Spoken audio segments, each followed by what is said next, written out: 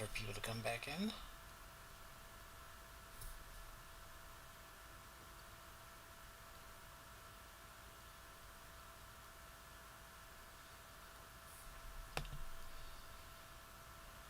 So it's the Shetens.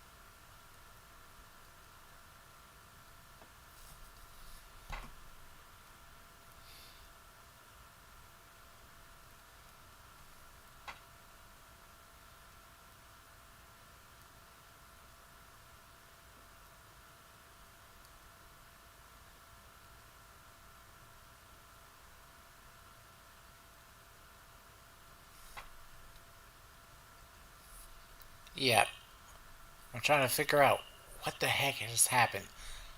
So I have my tablet up on a, on my main, so I could watch the chat, and I just see the screen go black and say "stream interrupted," content, copyright content match.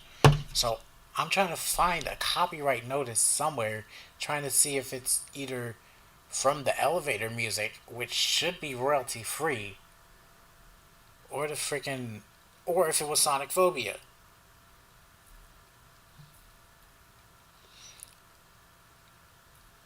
The VOD doesn't say anything, because it would tell me if it's restricted by copyright. Like, like, let me see. Let me switch the screen. Yep. Like how my first stream side scribble defenders make no sense. That has copyright because of the because of Purple Sacrament's intro. This song I don't remember where this was, and the my side scribbles meme video using the Curb Your Enthusiasm. Yeah, it would tell me, but the VOD doesn't say it. It says public. It doesn't say copyright. So I know that it had to be Sonicphobia. Because Sonicphobia knows that I'm reading their crap.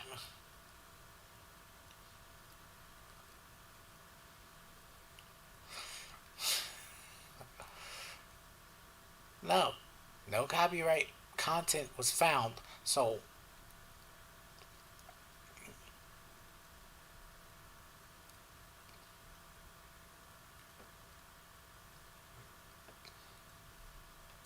load the screen again.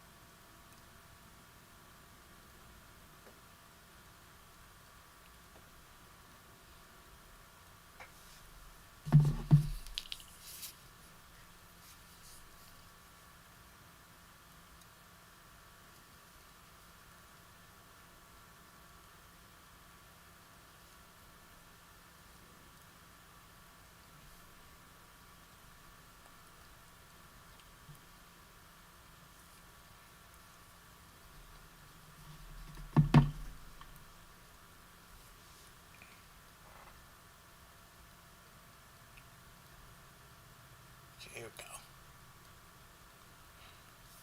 Hi, Shiten Shitsuru. Due to a copyright match, your stream was interrupted. Streams are interrupted when copyright content is detected after copyrighted material is no longer being streamed. Streams are automatically re-enabled. What the hell? If Sonicphobia is copywriting their fanfic, they're possibly breaking the law because you can't. Exactly. It's bullshit.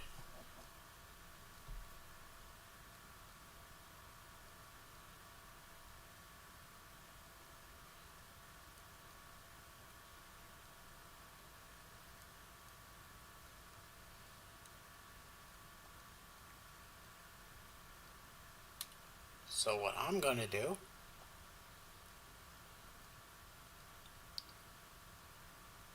I'm going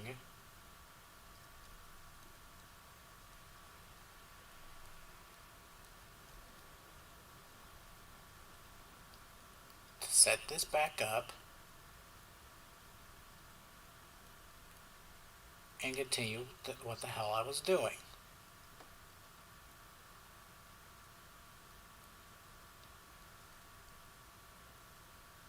So this might take a second.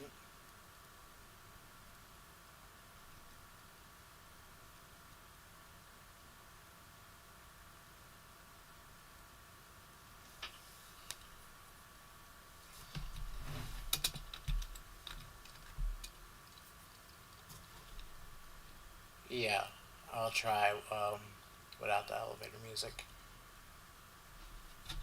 Yeah, I'll put on something royalty free.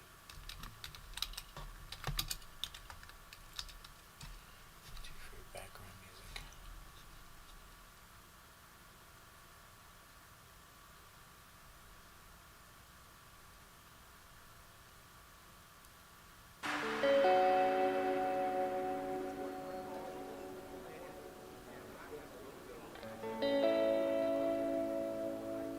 Okay. Switch to Sheetens again.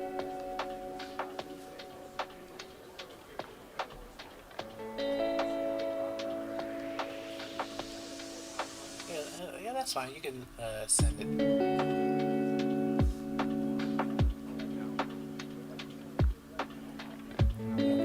Was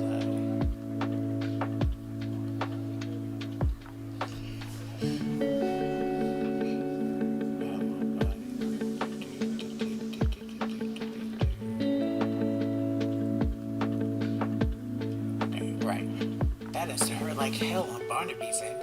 Who am I kidding? He's a ghost owl. He can't exactly feel pain. If he can, he's really good at hiding it.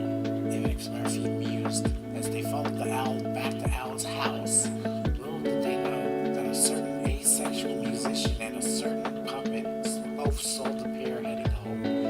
To say that Barnaby was unsteady on his bird feet is an understatement.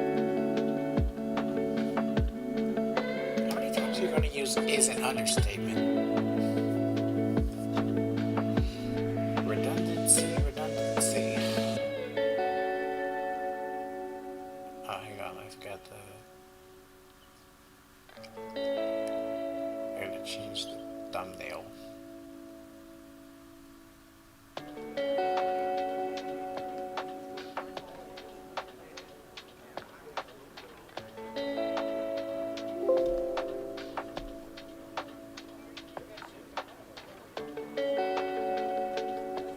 I thought I downloaded it.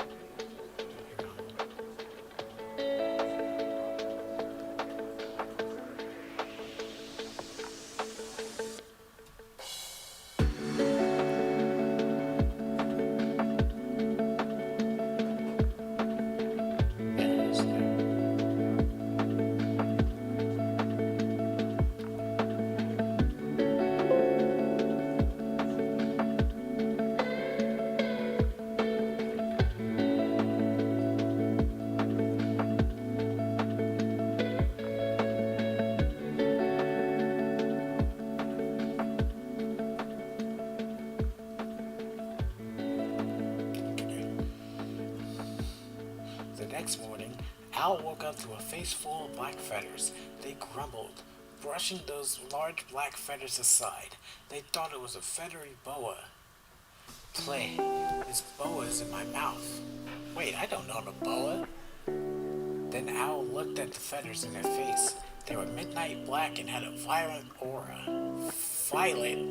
Oh no, Barnaby, not again. Al groaned inwardly. Then they pause. Again, no ED. And check. Again, no ED. The giant owl who is laying on them. They hear unnaturally high-pitched giggling. Owl immediately sat up. Something's wrong. They exclaim, no ED again.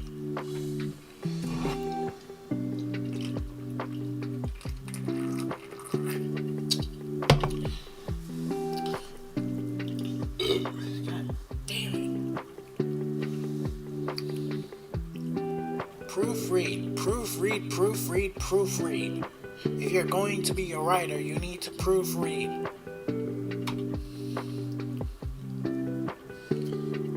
Using their strength to roll the giant owl on his back, one look into his eyes told Owl more than enough.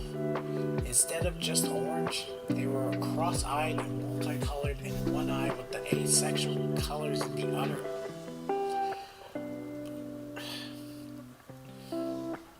Other eye. Barnaby? Owl's voice was tight with worry. They poked the giant owl who was passed out. Then they noticed his feathers moving as if they had a small owl. Owl gently lifted those wing feathers to see. MX Murphy? Kitty, what are you doing under Barnaby? They carefully pried the cat bastard away from the undead bird. Speaking of, the undead bird sat up and giggled, hugging Owl and the cat. Hello, little one. Barnaby's voice sounded so wrong to Owl, it sounded night court to them.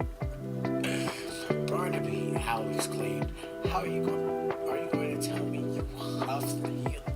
Hoo-hoo, only for information purposes, little one. You huffed helium for information purposes. What the f does that mean? Barnaby was definitely too friendly for Owl's personal taste. They tried to shove Barnaby off with a grumble. Wait, information purposes? What sort of information would be useful to a ghost owl who is on a helium high? Owl exclaimed. I know how that airhead who did a failed hit piece on Tiger Flame died. Someone put too much helium in her lungs. Barnaby giggled, flapping his wings in a happy stem motion. That led to some feathers in Owl's mouth, which they spat out. Then there was a knock at the door. Owl answered only to find Violet Griffin and his wife at the door. Owl, we just learned how Tiger Flame's attempted hit piece died. She inhaled too much. Shiloh began, but Owl interrupted. Helium? Violet Griffin was stunned. How do you know that? He asked. Simple. I have a ghost owl who was high on helium tell me that. Both gawked. Until said ghost owl burst out laughing in the other room. His unnaturally high voice causing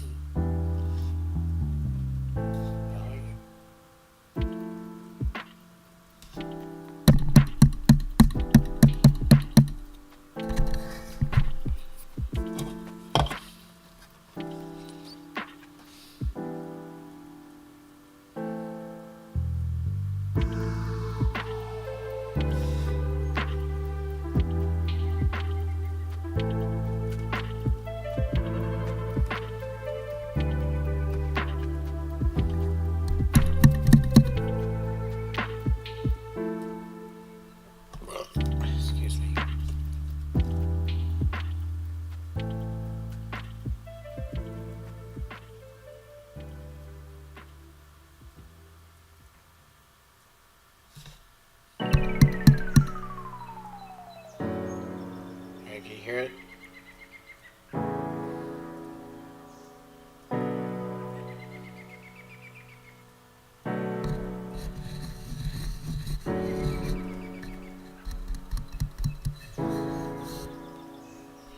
Okay.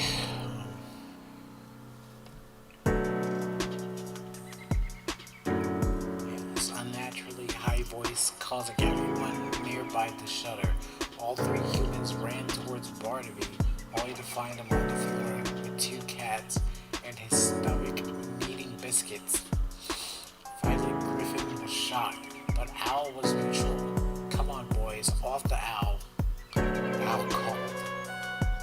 Okay. All three humans decided at that point that it was the best idea to stay near Barnaby and not leave that ghost owl unattended. He was high on helium.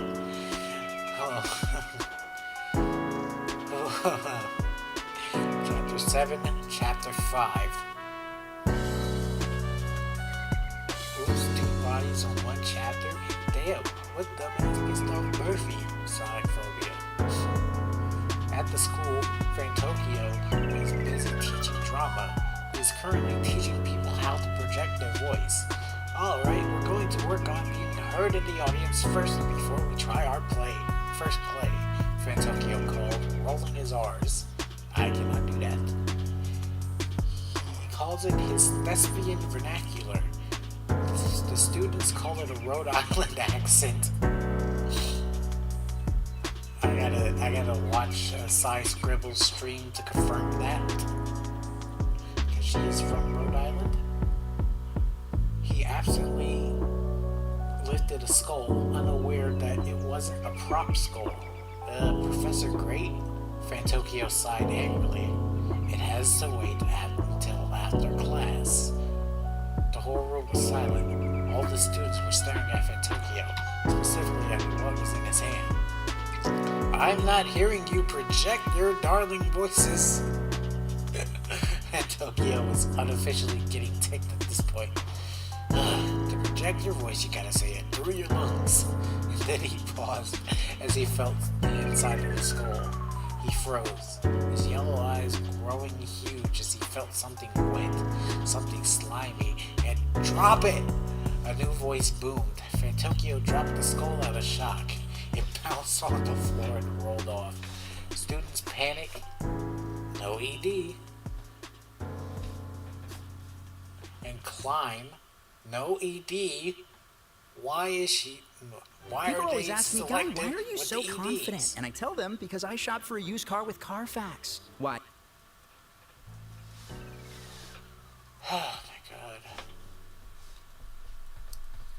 Fantokyo turned to the door to see Barnaby entering the classroom, ducking. Now students are beginning to slightly panic. Barnaby only enters schools if someone was stupid enough to use his manner as a shortcut to school.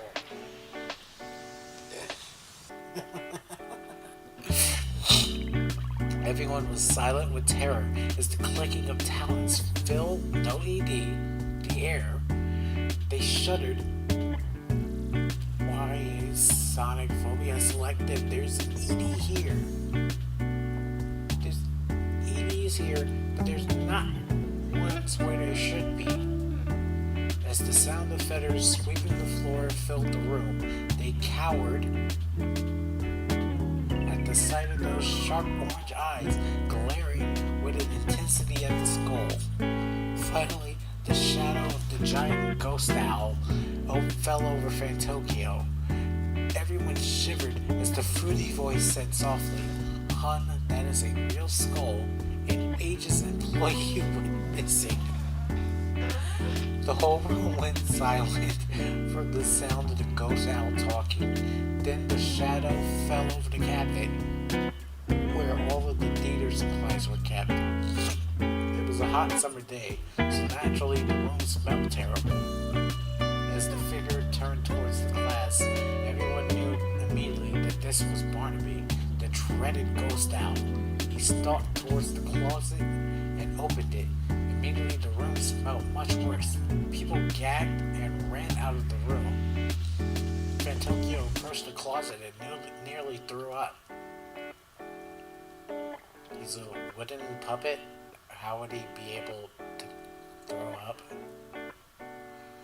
Inside the closet was a sight that would cause the bravest person on the planet to run away. A decaying body wearing an ageist shirt. Sega backwards. Was found. It was a headless Barnaby. It was headless. Barnaby smiled at the cadaver. Found the body. It is Amelia Jones. The Sonic the Hedgehog fans that were out in the hall immediately buzzed to each other, unaware that once again Barnaby did not kill the victim. After everyone cleared and Barnaby took his statement, he started getting suspicious. He paused as he realized that the victims had one thing in common, and it definitely had something to do with Gabriel V. Black. In Arizona, said asexual musician just got a text from his friend Tiger Flame. His eyes widened in suspense. He scrambled through his home looking for Shyla. He just had an epiphany of his own, and it was disturbing. Shyla, baby, where are you? He called out, slicking back his messy hair. 2 minutes later, Shyla crawled downstairs from the attic, hair covered in dust. What is it? She grumbled. Tiger Flame is innocent of whatever the heck Ronnie Hater accused him of. Of course he is. He's your best friend. I think the accusers are starting to drop like flies. It's almost as if Gabe Hun, you really need to focus on your next song. Screw Ronnie Hater. We both know the allegations are bullshit. Back in Rose City, everyone stayed inside. It was sweltering out. It was so hot that not even Barnaby wanted the sun. The heat was so intense, but that was to be expected during summer. Fantokyo stayed inside of Barnaby's home, partially because the wood on it wouldn't expand and cause discomfort, and partially because he was living with the ghostly outhost. Barnaby was with him. Currently, he was making an ice cold lemonade, Fantokyo style. How his ice lemonade for Fantokyo works is quite simple.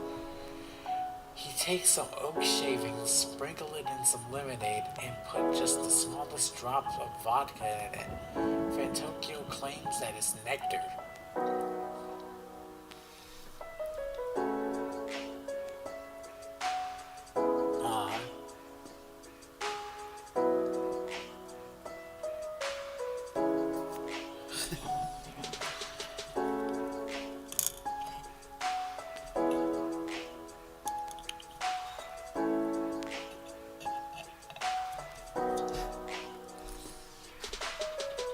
Barnaby would probably argue with that. If it wasn't his boyfriend, he would have laced it with cyanide. Thankfully, he said it to Fantokyo, who was clinging to him like Teflon. As Barnaby made his own lemonade, dash of cyanide for extra sweetness, he was in thought. Earlier today, did you not notice that it reeked like a dead body in your classroom? Barnaby asked as he stared blankly out a window.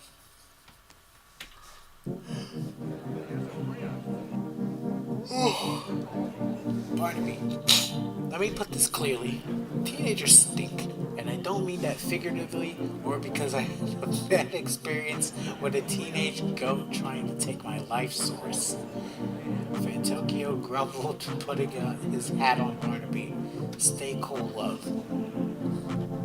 The onyx-colored owl was not exactly paying attention to him. He was staring outside, watching a skinny figure stumble past his gate. Ow, Barnaby said suddenly. What about that crazy gender fluid? Fantokyo started, but Barnaby shoved him to the side and rushed outside. Al had just connected the dots while they were relaxing in the basement. Their hazel eyes grew huge as they realized that the victims had a connection. They looked up to their dead friend's Twitter account and found they had all been anti-Violet Griffin. Al felt their tears sting their hazel eyes. Why? He asked himself. So basically the message of this is if you're anti-Black Griffin, you're going to die.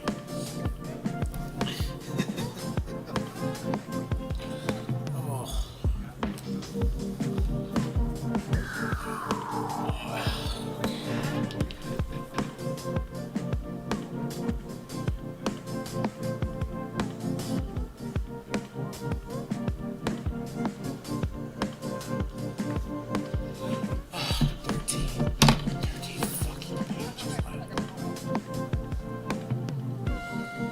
Al felt tears sting their hazel eyes. Why? They silently asked themselves. They took off running to see Barnaby. The sun was scorching as they ran, drenched in sweat and panting heavily. Just as they were about to collapse, they felt a cool pair of talons wrap around them and pull them in a portal. Al yelped as the cold air got hotter. Their surroundings blurred together in a sickening kaleidoscope of color. Unbeknownst to Al or their rescuer, someone was out there. There was someone else out there. One that didn't survive the heat. As a woman stumbled around angrily, she muttered feverishly, "That violent Griffin bootlegger isn't going to get away with calling my friend's destiny a homewrecker." Oh, here we go. Her footsteps were uneven. Her heels were threatening to break. The woman, Jessie Madrano.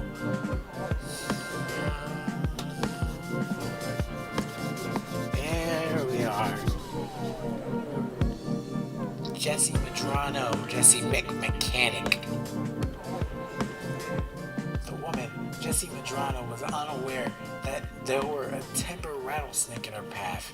She was too busy being mad at Sonic for exposing her friend as a liar to notice the sound of a rattle. She recalled how Sonic responded to her torso line, her vision tinged with red.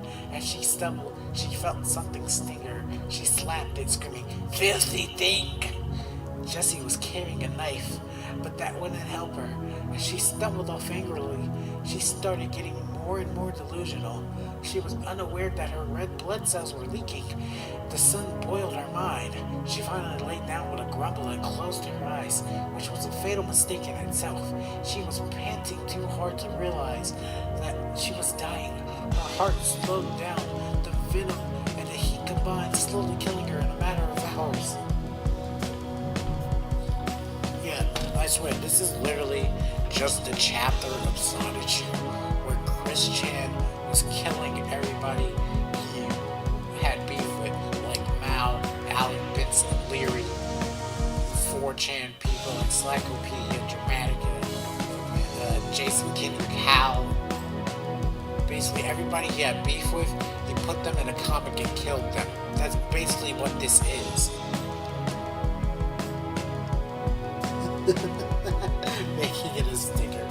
This is literally that chapter of Sonicphobia where Chris just fantasy posted about killing everybody he hated. This is literally what this is. Al blinked blearily as they felt the cool cloth on their forehead. They gazed again, no ED, up to meet a pair of orange swirling eyes. Barnaby, Al began. "Little mortal, what you did today running into my home? Despite living on the other side of town was reckless. You could have died, and I would have missed my opportunity to kill you."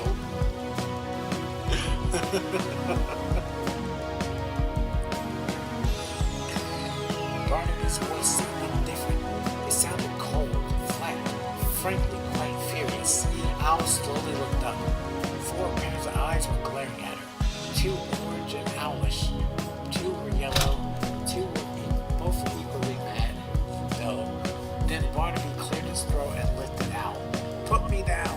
They protested eagerly as he sauntered towards his basement. Then they gasped, "No ED," softly at the sight in front of them. There was a poison green pool down there. They tried to struggle, thinking it was full of acid. Barnaby quickly shoved them in, then they landed with a splash. Al panicked, thrashing up for air, thinking that this was how they were going to disintegrate into nothing. in the pool until they wiped their eyes and realized it was just water. Barnaby! The Al McDonald's snack screeched. wrap is back. You brought it back. Ranch snack wrap. Spicy snack wrap. You broke the internet. For a snack. Snack wrap is back. I honestly forgot this was a whodunit. This is just that badly of writing. You know your writing is bad when you make Mother Teresa look like Citizen... not Mother Teresa. Empress Teresa look like Citizen Kane. That's how bad your writing is. If Norman Bouton's writing of Empress Teresa is more coherent. And Empress Teresa is a dog shit book.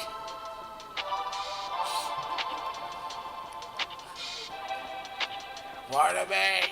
Al screeched, trying to pull themselves out. Then Tokyo entered the acid, sliding in. Fanto, get out of there! You'll disintegrate.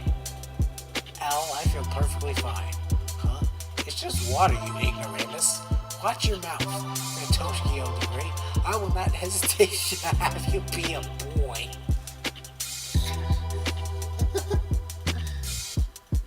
This makes Sonic look like the Lord of the Rings strategy. Try it, you crazy. Woohoo! Honey, little mortal, manners. Barnaby interrupted, sliding into pool. He wades over, his feathers soaking in the water as he approached. Al quickly splashed their face with water and blinked, no ED. Looking at the water, they sighed, no ED, in relief. I decided on an impromptu pool party because it's too hot outside. A few weeks later, Aristotle was outside in his class teaching about philosophy and nature. He was trying his best to make the class fun. As they hushed the class, they heard the unmistakable sound of a rattle. They quickly hopped, no ED, on their brawly.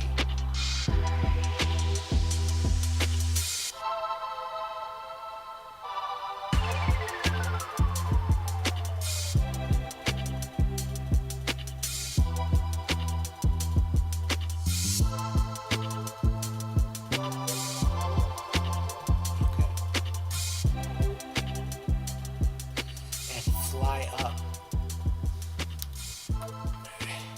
They glance, no ED, down to see a timber rattlesnake curling around something white. They gulp and then call, no ED, out. Gang, we're going to have to take a different route. They froze mid-sentence as they took a closer look at the white thing. Their face blanched. Faces. As they realized what it was. A stink of decaying body and maggots, which caused the axolotl's stomach to churn. They yell, "Someone call 911!" Sorry for the cliffhanger, I was busy being comfy on Putty's lap and my fat butt accidentally typed a whole chapter. Oh, we got... Brawley was meant to be Trolley. Okay. 10 more pages of this shit. Chapter 8. Chapter 6. As soon as statements were made, Aristotle realized something interesting about the murders. None of the murders had Barnaby's signature mannerisms. He realized that at every murder scene that was on the news in Rose City since March, none of the murders have any telltale signs of Barnaby murdering them. The kills are creative, but there was a distinct lack of fetters and a painfully obvious lack of an invitation to a swinging place. It hits Aristotle in the face like an anvil. The murderer is not Barnaby, Aristotle claimed aloud, nearly falling off his broom brolly. Meanwhile, Barnaby is alone in his manor. He walked down to his basement bird bath to take a brief bath. You already said he walked down to his bird bath. You don't need to describe him taking a bath. paused and flicked his ear feathers. He had a feeling that he knew exactly who it was. He began pacing restlessly as he began unbuttoning his waistcoat and bow tie with his dexterous talons, which popped out of portals in the ground. He scowled, his beak shifting to the side of his face.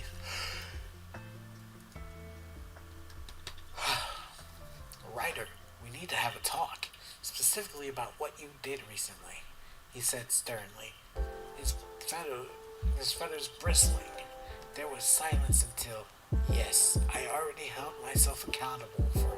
That's noble you took accountability for your actions, cat and editor. But do you realize something? Let me tell you. Sorry. Do you realize that you hurt yourself and that wretch yesterday? Hoo-hoo. Barnaby's voice was cold and sharp, with none of the usual whimsy or joyous tone. He was definitely upset and staring to try to calm down. That was foolish of me, and I am deeply ashamed of myself right now. I already addressed this on yes, but are you aware that you just put yourself in a bad light and showed internalized acephobia just because a mentally unstable individual who you fought with was acephobic to you too? By saying what you did, you seem to show, I'm sorry, manners, Barnaby warned, but the disembodied voice continued. I operate by the saying, if you can dish it out, then you can absolutely take it.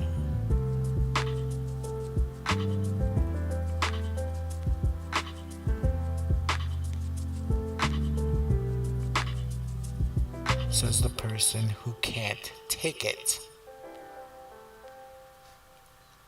Since the acephobe has shown a clear disdain for married asexuals, I didn't think it was right to let that slide and give her a taste of her own medicine. I am ashamed of the things I've said, and I still take full accountability for my actions. I am actively trying to correct my previous aggression because I know something about the real-world counterpart for Violet Griffin, Barnaby asked, his usual fruity voice deadly quiet. Yes, I know something for a fact, but since nobody is open to listening, and the hate mob aimed at you really proved that they are too immature to handle my knowledge. So Sonicphobia broke and Barnaby breaking the fourth wall and chastising them for the cat. This is in reference to when Sonicphobia sexually harassed Jesse. You lashed out? Barnaby asked. Why? To me? Hoo-hoo. This is sounding less and less like you being very rude and more like you were burnt out due to both your knowledge and recent events. I know exactly what you are talking about, and when it comes to the real-world counterpart of Violet Griffin, but this acephobia and fury toward someone is very out of character for you. The person who is now bullying me has started shit simply because I didn't blindly believe a GoFundMe page. I've been on Tumblr before. I've seen the PSAs about how thou shalt not blindly believe GoFundMes. Also because of the real world counterpart for Amelia, known for sex scandals, when a guy caught lying on fucking camera definitely complicates things more, but it becomes impossible to believe when the moron who platformed Amelia as a victim of a certain sexual crime reblogged it on another platform. So it's because of the fact that someone was a scammer in the Sonic the Hedgehog community. You decided to say something and try to make a difference. Is that why you had your burnout? Yeah, listen, after the whole incident, I basically stopped trusting GoFundMes, and that acephobic, anti-Billy bust-up asshole slid into my area.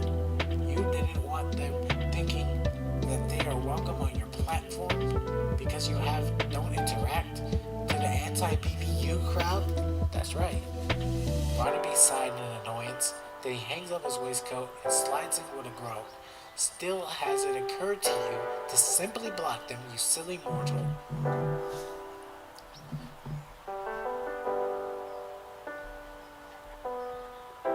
Sonicphobia got kicked from a Discord server after they had sexually harassed Jesse with a Spotify playlist called Toodles Chin. Revenge is asleep.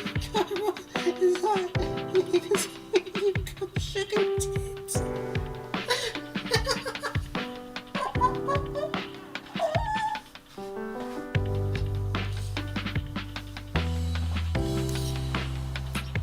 Oh no, but Sonicphobia can't oil up, so I can touch them because Sonicphobia finds sex disgusting.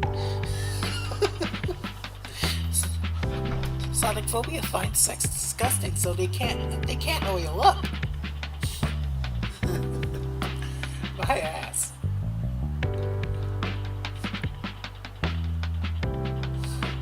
Then he scolded. Then he paused. Please don't tell the audience what I am doing.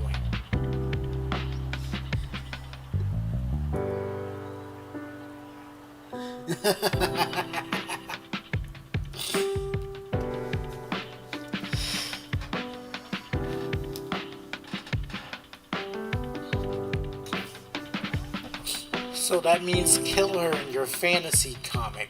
Okay.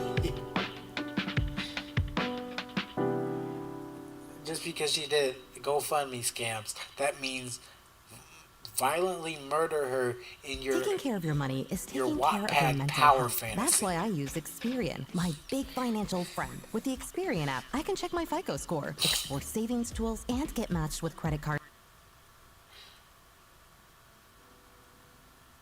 Okay, I won't. Wait, you're already in there. Are there lots of bubbles? Ryder! Yes, there are a lot of bubbles. You got nothing to worry about. I made sure you're decent. Besides, you're a ghost now, doofus. Anything super personal is covered in feathers. Still, it doesn't make it less embarrassing. Barnaby puffed himself at the invisible entity. Okay, I'll leave you alone to do your thing in peace. I'm gonna jump to a scene with the cats and Al Brown, okay? Wait, you can do... At Al's home, they've been going through a rough patch. As they check their social medias to see they are getting support from their online community about the acephobia anti-Semitism faced at them, directly at them. They smiled through wet tears. Fuck 'em, Paul. The jerks don't need attention, MX Murphy advised, loafing on the gender fluid human's lap. Do you need to say this every 10 seconds? Al flinched in surprise. Besides, you got a costume to work on and a plushie to make for yourself. Don't be lazy. To Al, it was a scolding meow.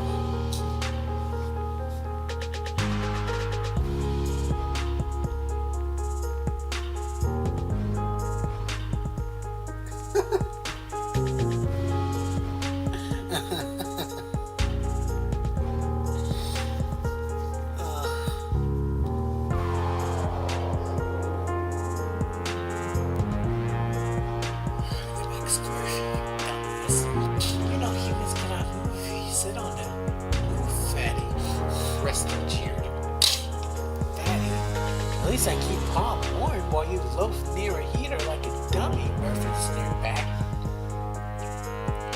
Meanwhile, Al was talking to Evie Argento online. They were noticing a pattern with Evie that was getting increasingly difficult to ignore. Like, however, when there were, how whenever there was a small, you don't need the how right there. If you're gonna put a how, then just make this however. You don't need the how right there. Like how whenever there was a small shred of hope for everyone, Argentum is the first person to say everything is hopeless. There were times when Al stayed up at night just to talk Argentum out of his slump. The conversation went like this. Sonic. Argentum, is this something we need to talk about? What is it, Sonic? I noticed that anytime anyone posts anything hopeful, you chime in with how hopeless things are currently. That's because there's no hope better than false hope. That's not true. You can't survive long without hope. I did. Argentum, it's not healthy to be hopeless for this long. It's not natural. Why do you not listen? Argentum, we do listen, but we know being hopeless is not going to get us anywhere good in the future. It kept me safe. Why can't you be safe too? Argentum, having this much hopelessness is unhealthy. Then Al got the smart idea to look up what hopelessness is a symptom of. They begin reading the article, their hazel eyes darting across the screen since they are a quick reader. Their hearts sank as they read that hopelessness is a symptom of bipolar disorder or depression. Their shoulders hunched in sadness. They knew that their online niece might actually be undiagnosed bipolar disorder on top of autism. So you're just gonna put their business out there like that. That's crazy. Al thought back to their college days and realized that the hopelessness they felt when they were first suspended indefinitely. Of course, Sonicphobia was suspended indefinitely. It was so crushing that they wound up in a psych ward. They sigh, no ED, tugging their short hair. They knew exactly what Argentum was thinking about, and knew that from experience that hopelessness usually ends in a hospital visit. Best case scenario, their lip quivered as they type a response to Argentum. Evie, Argentum, you are not going to like hearing me say this, but you really need to go see a doctor. I know you're a kid, but the first new doctor you get, you tell them about your hopeless isms, because what you're displaying is a little unhealthy. Please, seek help about the isms. After they hit send, they closed their laptop and silently started crying. Then they hugged Miss Murphy tight and sobbed into the Siamese cat's fur. Palm, you're messing up my fur, MX Murphy complained. Then they wriggled loose and sauntered off, probably to have a conversation with Barnaby. Yes, they just did.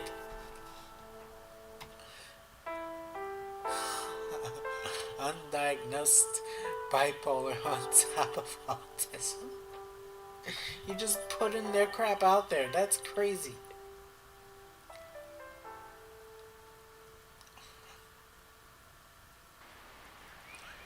Chapter 9, Things to Note. Oh my god, a chapter with an actual name. Hello, random human reading this. Murphy here. My human has not been doing great lately, and it's due to being stalked and harassed by parasocial fans of Vipsy Pop. There seems to be a lot of confusion about the characters. I cannot believe I need to say this explicitly, but all the characters here are fictional. If they share a name with a real-life entity, it is a coincidence. If it wasn't, then Black Griffin in this story would not be an ex-Marine. This is, again, a work of fiction. The humans featured in this story are fictional characters. If you think they were a character in this work of fiction, that is a you problem. The reason why is because this is a work of fiction and not to be taken seriously. I get the whole fiction affects reality thing, but this is taking it too far, to the point where my human is having a full-blown anxiety attack alongside suicidal ideation. My human and I are both passionate. Yes, this is seriously Chris Chan coded when he was speaking through Sonichu.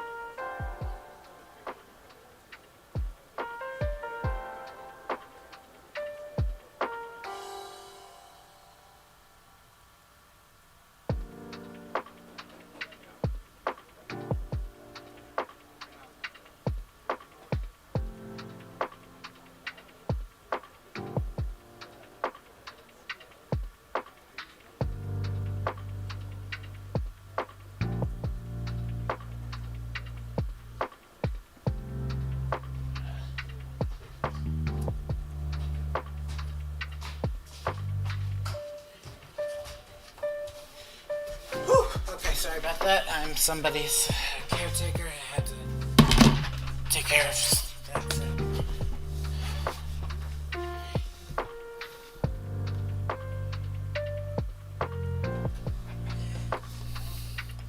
that. This is from the copy I pulled from AO3. So it might be different from the Wattpad version. But I pulled this from AO3.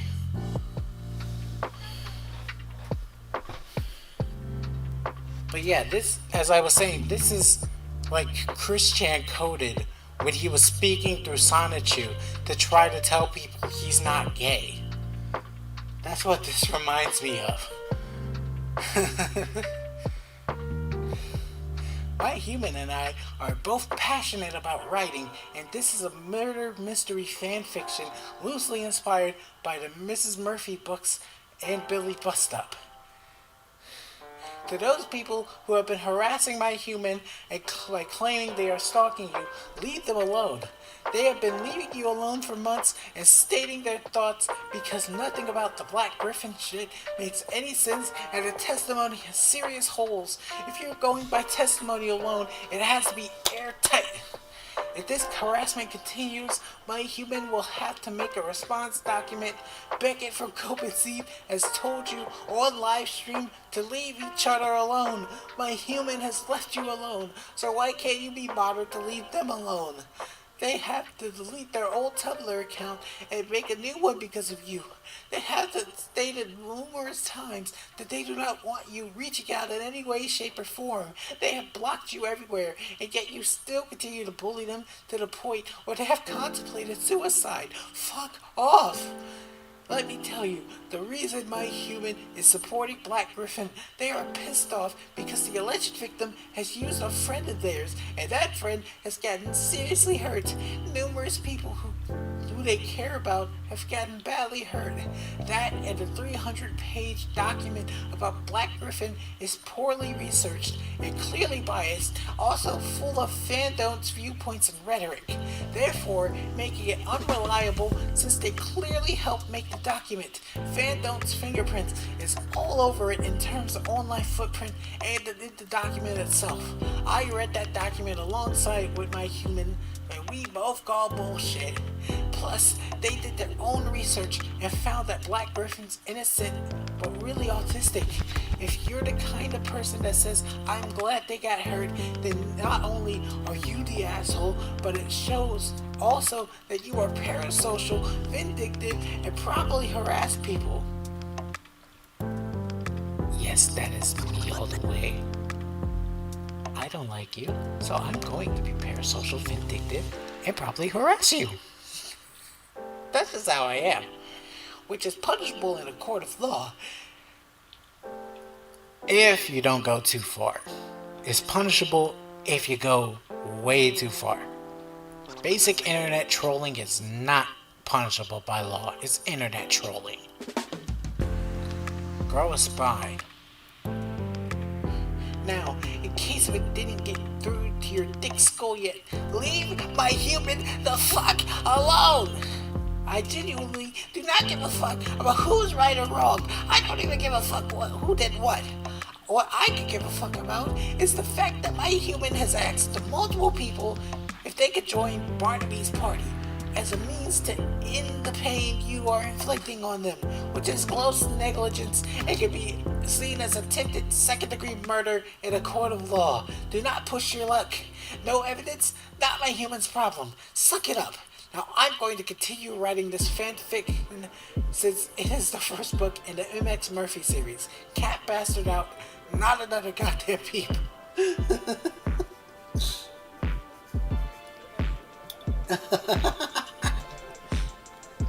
You know what this also reminds me of?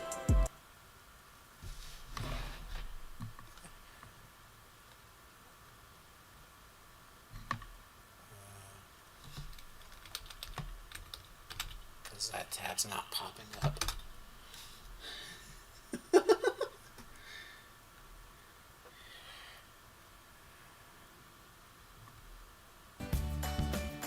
Why is it going into a video? Hobby Lobby has such an amazing...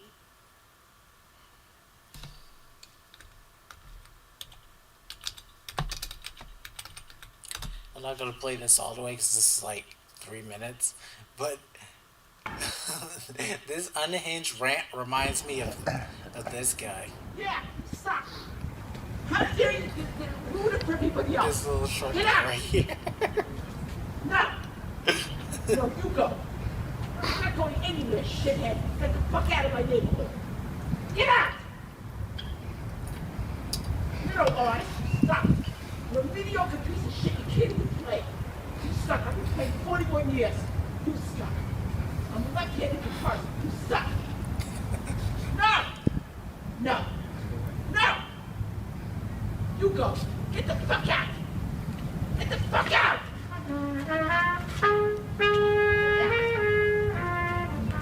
Get out.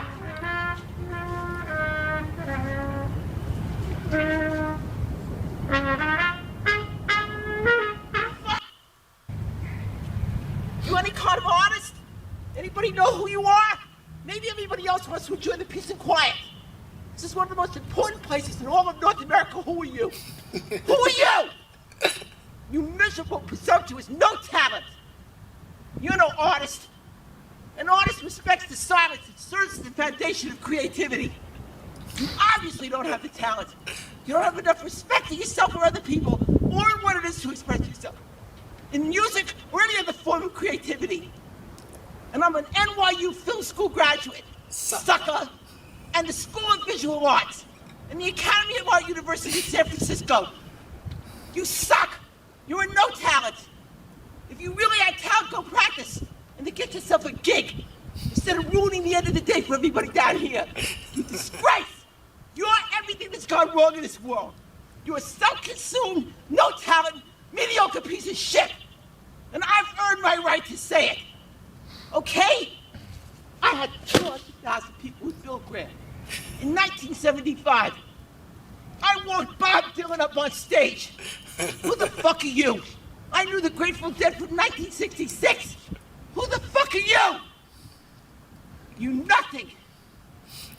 You nothing. You are nothing. And you will never be anything. Never. How dare you? How dare you? But yeah, that unhinged rant just reminds me of that.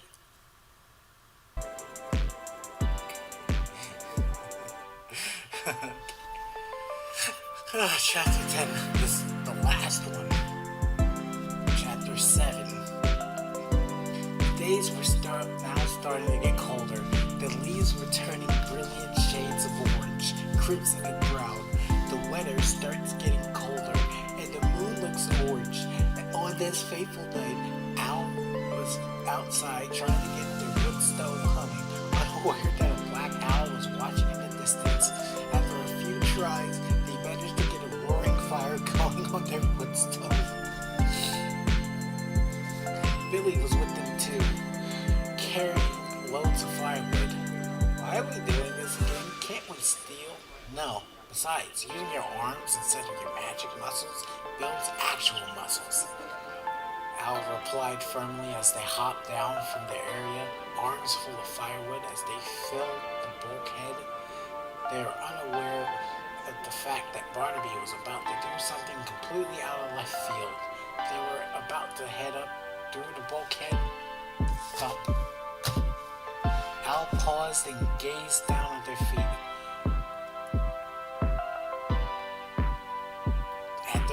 At their feet. What the fuck? Was the deceased donkey. Then they made the mistake of gazing up at two large glowing orange eyes filled with a devilish mirth. They watched as an orange tongue flopped to the side, and there was a terse silence between the owl and gender-fluid human. Every 10 seconds. The owl finally broke the silence. Are we dead-ass right now? Barnaby replied, bristling his black feathers and making himself look massive on purpose. You said you needed help, and that I should haul ass over here. That was when Owl facepalmed. Of course, I forgot that Barnaby is autistic. He would take it literally. They mused. Then Barnaby spread his wings. Owl felt the telltale signs of Barnaby bending reality to his whim. The air hummed and the ground vibrated as if something was drilling into it with a jackhammer. In an instant, the bulkhead was packed full of firewood. Then Barnaby grinned viciously. "Little one, we have a party to go to tonight." He hooted insanely as his talons darted forward and grabbed Owl firmly by the waist. Billy yipped. Billy yelped as Barnaby spread his night-colored wings and began flapping, talking a mile a minute about their party and how fun it would be since it was a harvest party. Owl was trying to gather details as he started flying across town.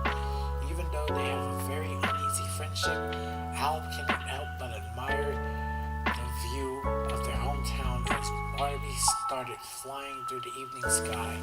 Then they gasped, again no ED, at the sight of Barnaby's garden. There were all sorts of fruits and vegetables, from large pumpkins to pomegranates. Owl knew they're better than to eat anything at Barnaby's manor. They knew from watching an enemy of theirs eat a pomegranate and end up stuck for eternity.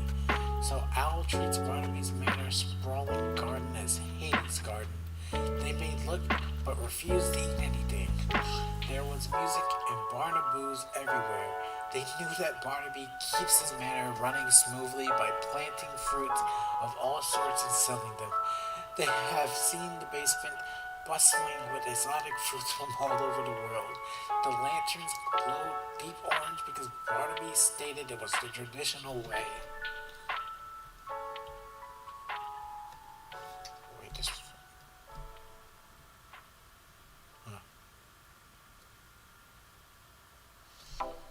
As they land, Owl got a much better look at Barnaby. He looked unnaturally healthy. His glow was vibrant violet. His feathers gleamed like obsidian. He looked like he has been working out, which nearly caused Owl to giggle. His muscles rippled underneath his black feathers, and Owl blinks. Then they decide to really throw Barnaby off.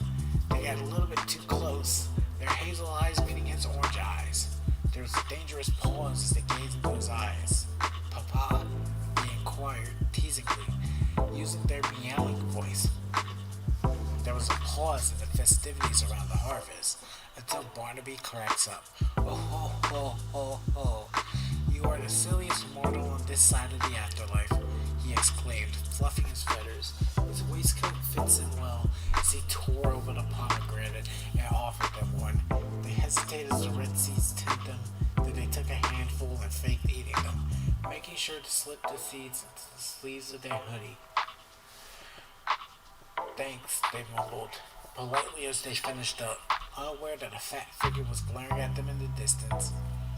Meanwhile, Katie Bloom and Ashley Ketchum was busy polishing their game to make it look amazing. It was when they got a Discord call from Barnaby. Was when they paused. They answered hesitant at the thought of Ashley Ketchum's creation. I'm sorry, but the thought of a fucking murder owl using Discord.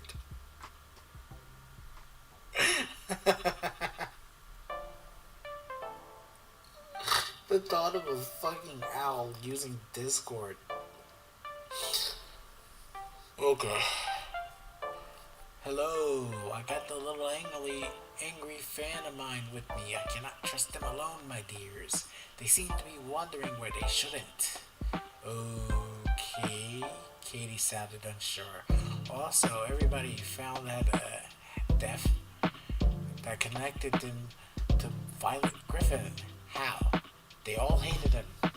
I fear that if the little God damn it. Gender fluid Sonic fan gets too close, they might be next. Oh, I can't let the little one skip his token fee after all.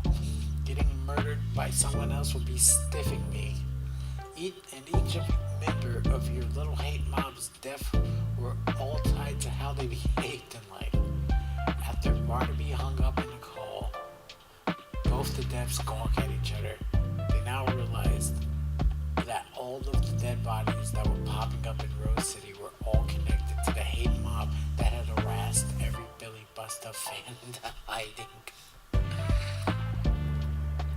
At home, the two cats were talking about how strange Barnaby acted, especially with carrying off Palm with no warning or anything of the sort.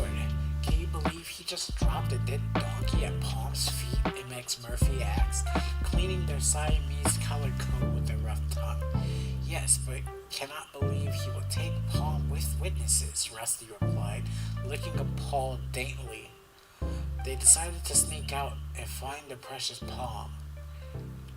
Pushing a basement window open and sneaking towards Barnaby Manor together. At the Barnaby Manor, it was great fun and food all around. As Barnaby made his usual rounds as the party host, he doesn't notice that Al got extra filthy from helping with the harvest. Then he stopped and spotted a familiar figure. Ah, Violet Griffin. So wonderful for you to arrive. Barnaby gushed as he led the asexual musician and his wife Shyla inside the walls. There were fairy lights hanging in the trees, and there was a large blood moon in the sky. The manor was more eerie than Barnaby started. As Barnaby started braiding back Shyla's hair. You can't let your hair get filthy, Miss Griffin. Barnaby scolded playfully before turning towards Al. Then he paused as Al glanced at him with a cocky grin. He stretched his neck over to the little gender fluid card against humanity. What the fuck? And gazed at them.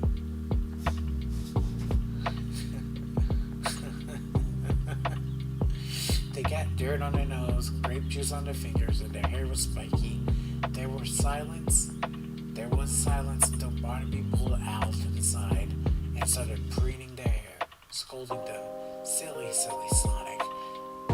That's what you are, Barnaby scolded playfully as he finished getting grape juice out of their hair. Grape juice is not hair gel. Are you trying to look like a hedgehog?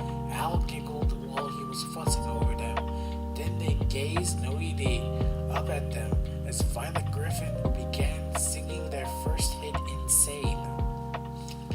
Then they check no-ED, their phone, no S, so they and see a photo of Violet Griffin transiting the sun. Al poked Barnaby with a finger and showed them the photo with a beam. Chapter and notes. Thanks for reading. I struggle with this chapter. We struggle with this entire fan fiction. So we decided on a party based around the harvest for ha-has. Thanks for reading my cat's fanfic. P.S. If you think about making fun of my cat's work on a stream, you're not gonna like what happens next. Oh, well, I did just that. What are you gonna do about it, Sonicphobia?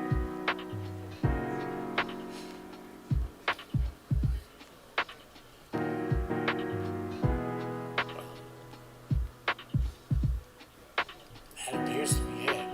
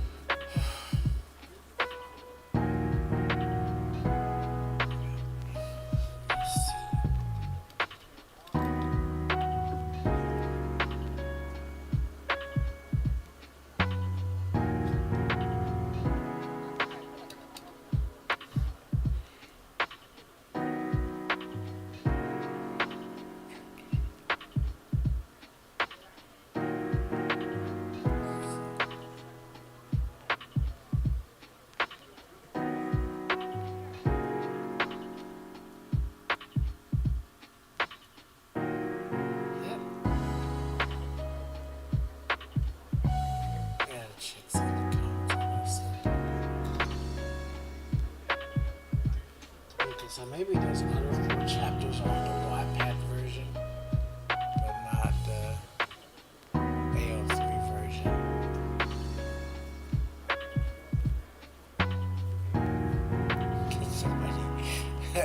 this on Tumblr. Can't access it during my detox.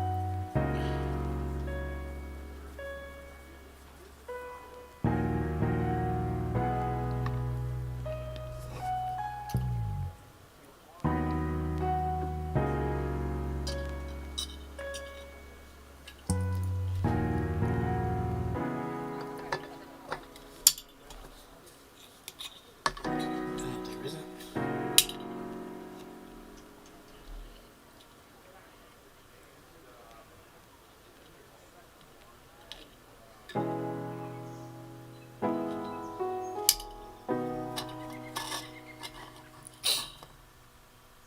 Okay, yeah, so Courtney was definitely Courtney Pete.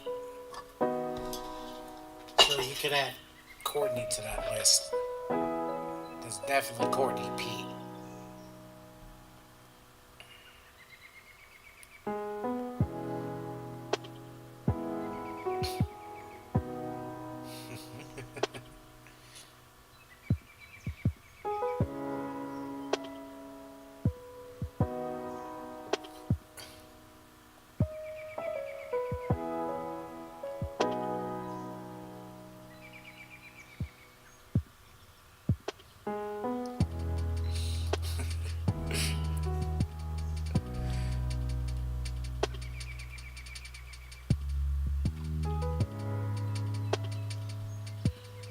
So, yeah.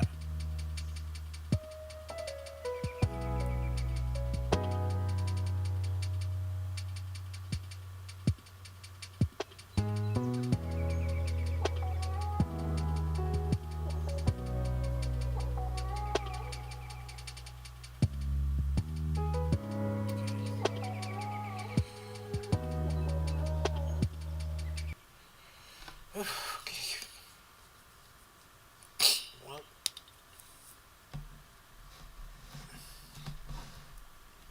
that was a 2-pack of ass.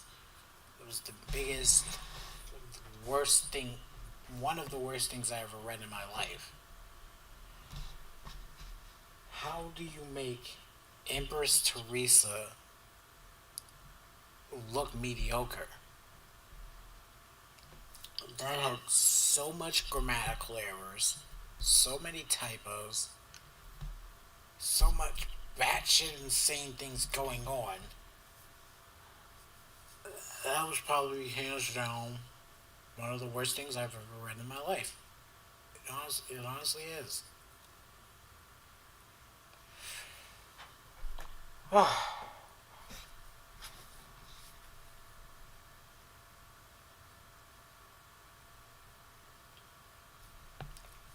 It's, it,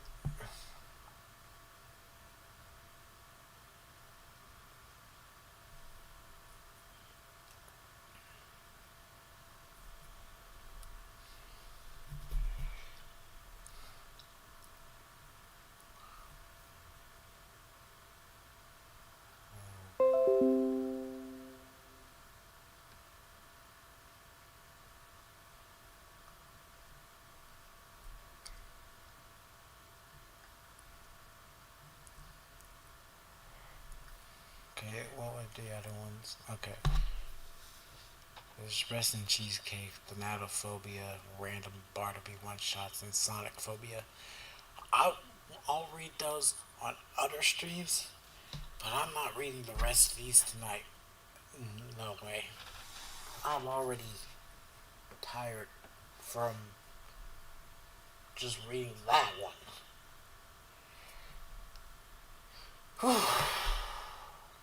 God damn.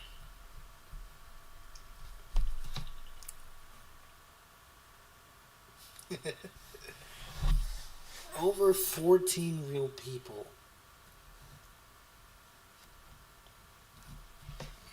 This was so Chris Chan coded.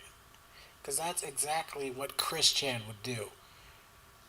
He doesn't like somebody, he'll fucking take somebody's likeness, chop it up, like fucking switch their names around, like the spelling of their names, or spell it backwards or something, and put you in the comic because for the simple fact that you made him mad. You knocked over his Happy Meal or something. This whole thing is freaking Christian coded.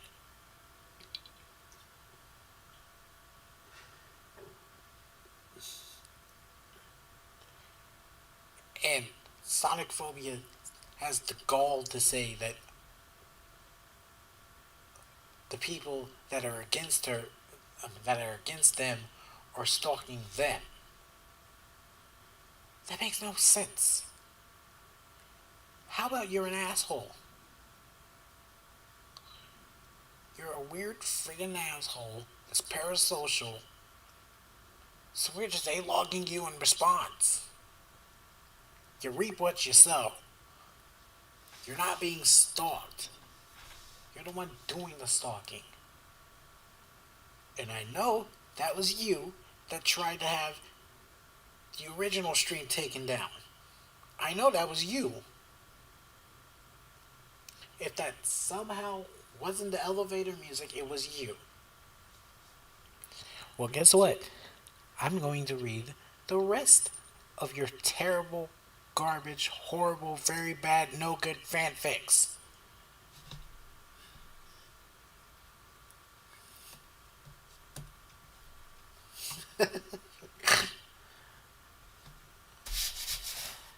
Yeah, you're just pointing and laughing. I'm actively A-logging. I will, on my own behalf, as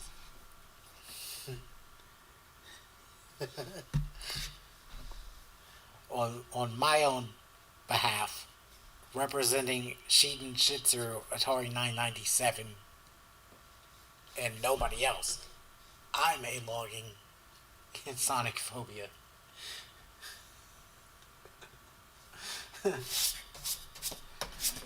Okay, so I guess since I've read through all that, I can just end it here. I could play the freaking end screen that I didn't get to play because they took down the original one.